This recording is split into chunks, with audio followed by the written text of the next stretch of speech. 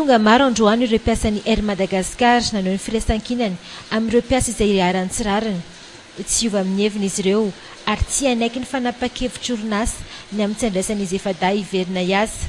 Raha tsy haivina nefa efa nisy ny didim-pitsarana nivoaka fa afaka mivelona ny asa izy ireo saingy ny orinasa mihitsy ny manao be marenina. Androany tapakary fa isin'ny fitokonana izay iarahan'ny mpiasa rehetra, fitokonana ho atao amin'ny 12 ora sasany hatramin'ny 2 ora manoloana ny orinasa.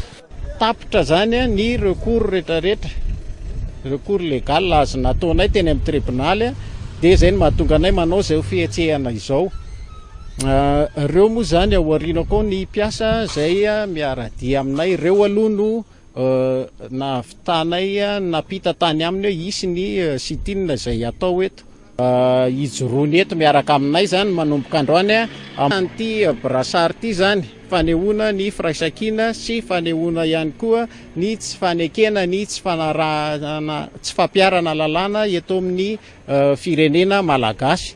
Nanamafy ihany koa teto ny iray amin'izy efa hiaran-tsindry azo lena ao amin'ny orinasa fa tsy hijanona ny anao fitokonana izy ireo na dia teo aza ny fanambarana nataon'ny lehiben'ny gendarmerie ny amin'ny anakanana ireo mpitokony izay tsy nahazo lalàna.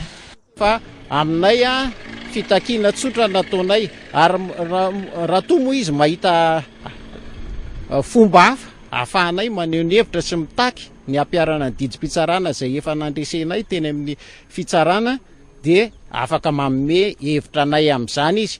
Fa aminay ny zavatra ataonay sy fihetsiketsehana izay ataonay tsy manakorotana ary tsy mahakasika velively izany ordre public izany mihitsy.